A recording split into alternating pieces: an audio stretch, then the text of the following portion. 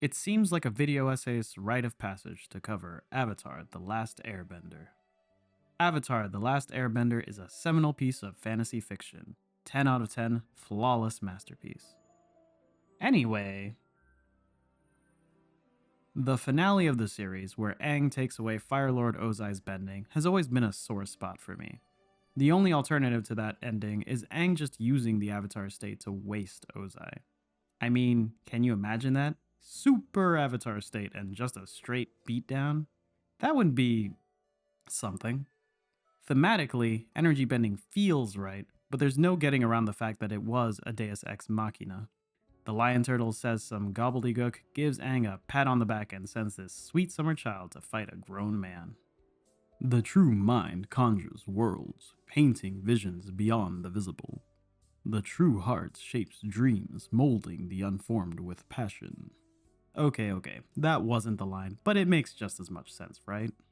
You could argue that the lion turtle's existence was foreshadowed in the library, and that if every form of bending has an animal associated with it, or the moon, then energy bending could come from such a creature. But the issue isn't foreshadowing. Imagine Toph stuck in the metal box when a baby badger mole crawls through it and pokes her foot so she can metal bend too. Like, yeah, we know that badger moles can teach things, but that's just way less oniony. Toph's discovery of metal bending in the moment paid off on 3 layers. First, it solves the immediate issue of Toph being trapped in a metal cage and taken away from her friends. Second, the metal box is a metaphor for Toph's controlling parents, so her breaking out with metal bending is an affirmation of her independence. Third, it builds on the magic system established by the Kuleshov effect, since we know that metal comes out of the ground and that Toph's ability to hear through the ground is how she earthbends. Her learning to distinguish the bendable from the unbendable parts of metal by hitting it makes sense. Metal bending is more than just plot convenience, it represents a pivotal moment in her character arc and an interesting development of the magic system. At least, not by itself. So now we have to address the elephant-shaped Ty Lee in the room. Over time, I kind of assumed that Ty Lee was the way to solve the ending. Chi blocking is shown throughout the show to disable bending and all bodily autonomy, temporarily. So if the story used it as a stepping stone to energy bending, it would make sense on the world building layer. Maybe not as a permanent form of chi blocking, since I'm not quite sure that the moral of the story should be that disabling people is preferable to killing them. Chi blocking kind of works on the plot layer. It's not an ass pull that Ty Lee would help Team Avatar, though it would be pretty anticlimactic if Aang had developed energy bending before his fight with Ozai. If we the audience knew he had a solution ahead of time, it would rob the fight of its impact. But if we didn't know until a last second flashback, it'd feel like a cheap writer's trick. Aang's uncertainty going into the fight needs to be real and felt by the audience. What chi blocking as a justification for energy bending doesn't do at all is solve the narrative layer. What does energy bending mean for Aang's arc beyond a convenient pacifist solution? The best episode for explaining Aang's arc is quite literally the metal bending episode. While Toph is off being the greatest earthbender of all time, Aang is seeking out Guru Patik, hoping to gain control of the Avatar state. Because the last time he used the Avatar state in a war scenario, Aang had a bit of a hard time actually doing the pacifism. Let's ignore the fact that Aang speedruns therapy like Xbox achievements. As Aang has to unlock each of his chakras, we learn something about him. He's afraid of both his enemy and himself in the Avatar state. He feels guilt and grief from what happened to the air nomads. His shame is from burning Katara, which is why he's vowed to never firebend again. And in the end, he can't unlock the final chakra because of his love for Katara. In any standard Chosen One fantasy story, the obvious right move is for the hero to get their final power-up to beat the bad guy. Aang's refusal to let go of his earthly attachments is thus framed as a failure of his character. By the 3rd season, everyone, and I mean everyone, even the dead, is telling him to get in the cockpit, Shinji. The story goes through great pains to make his arc about choosing between his duty and his feelings. His love for Katara prevents him from mastering the Avatar state, and his attachment to the legacy of the air nomads prevents him from giving up his pacifism. Aang is running away from a duty he should just grow up and accept. Or should he? In the episode The Storm, it shows the real reason Aang ran away from home. It wasn't simply because he was the Avatar. He didn't really mind the title. But after that reveal, Aang's friends stop wanting to play with him, and the other airbending masters are trying to restrict his life to one of purely training for the upcoming war. Only monk Gyatso continues to treat Aang as normal, and so the other monks go over Gyatso to send Aang away to another temple. Aang isn't running from the Avatar duty, he just doesn't want to be seen as only a tool for war. So obviously, having to give up everything he cares about to master the Avatar state represents the same thing. The narrative is aware of this because the Avatar state is shown over and over again to be dehumanizing. He is no longer himself, but instead all of nature and a reincarnation lineage made manifest, an unwilling servant of this higher power. Aang isn't fighting his duty as the Avatar, but rather the dehumanization inherent in following one's destiny. He's asking, sure, I have to do it, but can't I do it in my own way? But not in the way you think. While many characters in this series are struggling with their responsibilities, Ty Lee is the only other character specifically running from dehumanization. In the beach episode, Ty Lee reveals that she grew up with 6 identical sisters and felt like she didn't have a name and was destined to live life as part of a matched set. At first blush, this seems highly ironic, given that after the war she joins the Kyoshi warriors, who literally look like a matched set. But the key distinction, supposing that's the destiny she was running from, is that she fulfilled her destiny on her own terms, not on the terms set by the circumstances of her birth.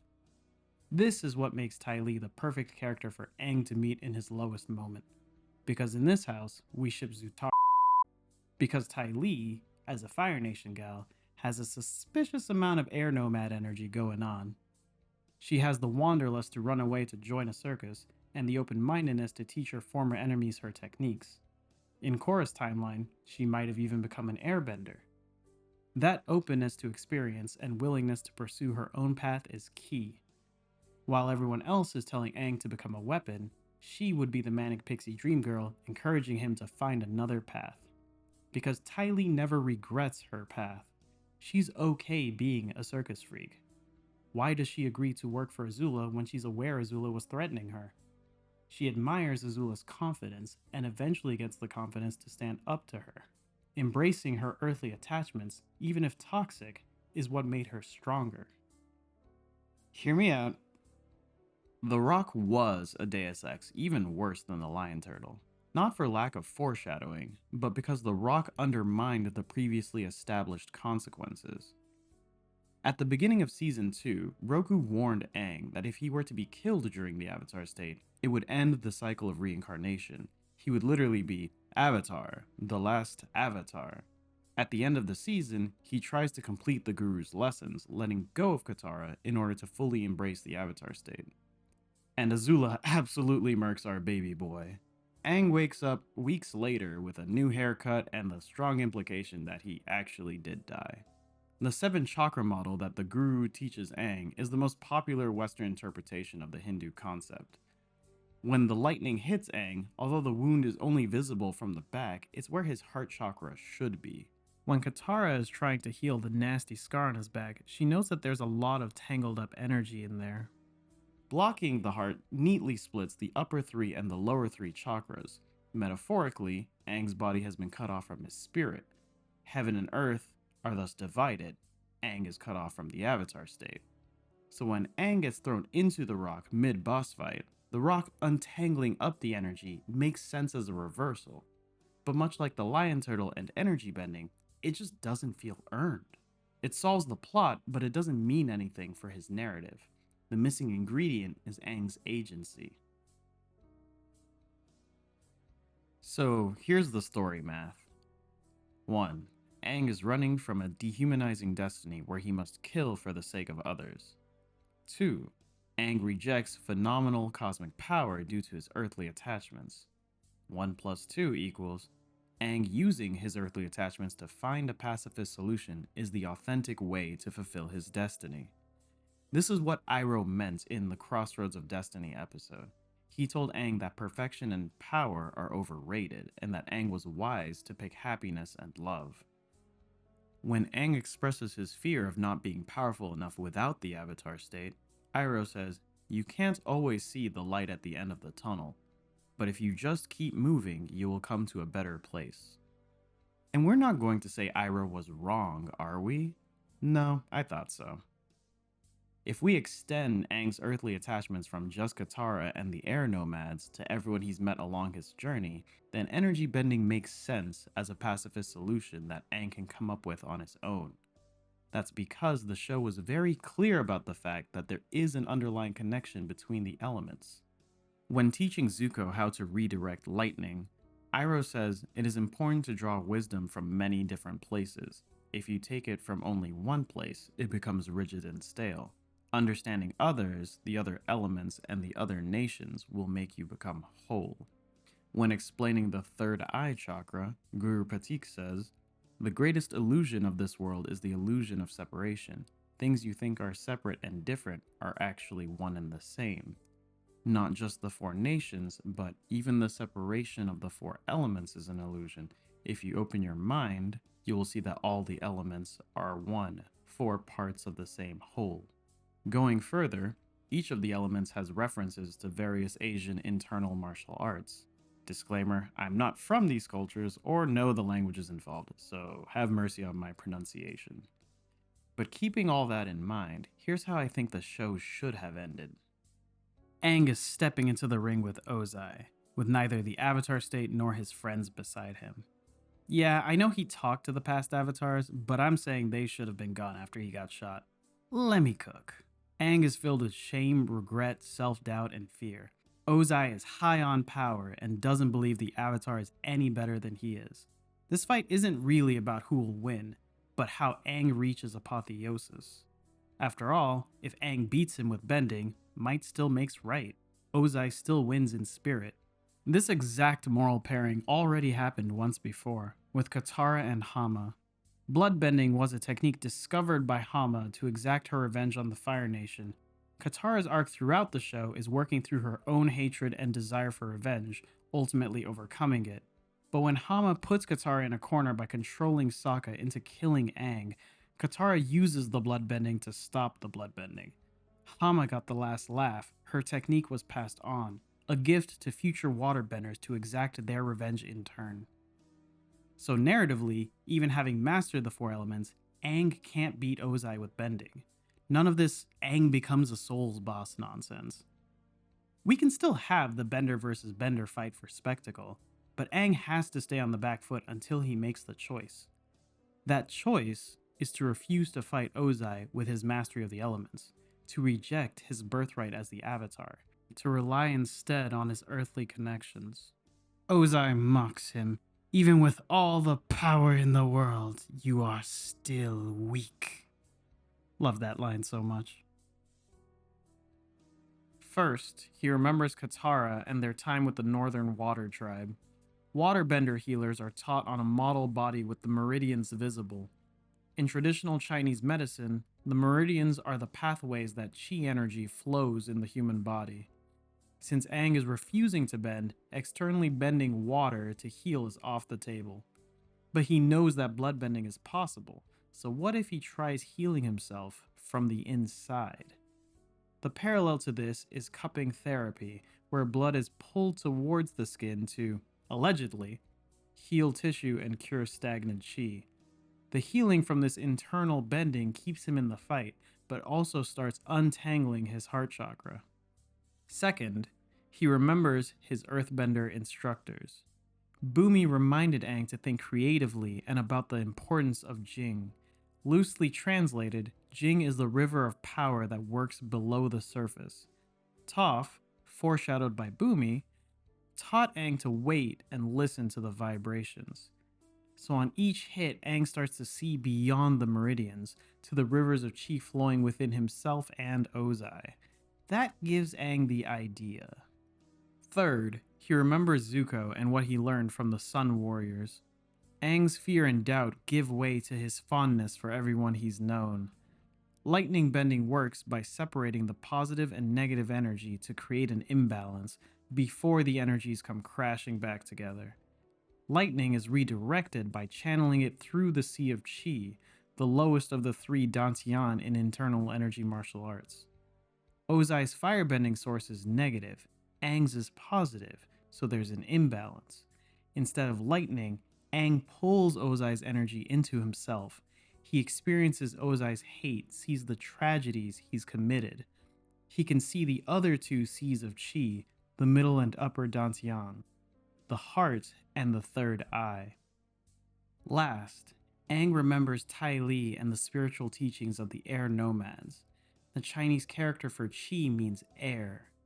Qi blocking hits specific points along the meridians using the same principle as pressure points in acupuncture. The real-life version of Qi blocking is Dim Mak, otherwise known as the Touch of Death. But like the true airbenders they are, Tai Li and Aang both subvert it for pacifism. Qi blocking is temporary and paralyzing when she hits those points along the meridians. But what if Aang tried it on Ozai's dantian? Could he only stop his bending, the tool Ozai weaponized to gain power over others? Aang places a hand on Ozai's heart and third eye. He meditates like Monk Gyatso showed him all those years ago. Just when Ozai's energy is about to overwhelm him, Aang projects his positive energy forward and into Ozai. And just like that, Aang completed the prophetic cycle. It's these insights from across the four elements that allow Aang to invent energy bending on the spot without it being a deus ex machina. And it's Aang's connections to his friends that allow him to overcome his fear, uncertainty, and doubt. The visual representation of this is that Aang regains the avatar state in the process. It's not that Aang gets the avatar state from a rock and then energy bending from a turtle. His earthly attachments show him the path to energy bending, and that allows him to heal his severed connection to the avatar cycle. Ozai's defeat to pacifism, love, and unity is thematic icing on the cake. That's why energy bending uses the heart and the third eye chakras. The heart is about love, and the third eye is about seeing through the illusion of separation. But just like how the show was missing Book 4 Air to complete the elemental cycle, we missed how adding Tai Li to the story's climax really tied the room together, didn't it? Yeah, so sorry for the clickbait. You know how the economy is. Like and subscribe and join my Patreon. Okay, thanks, bye. Hold up. The true heart can tough the poison of hatred? The hate character is air and the heart mind? Wait, so the lion turtle actually made sense?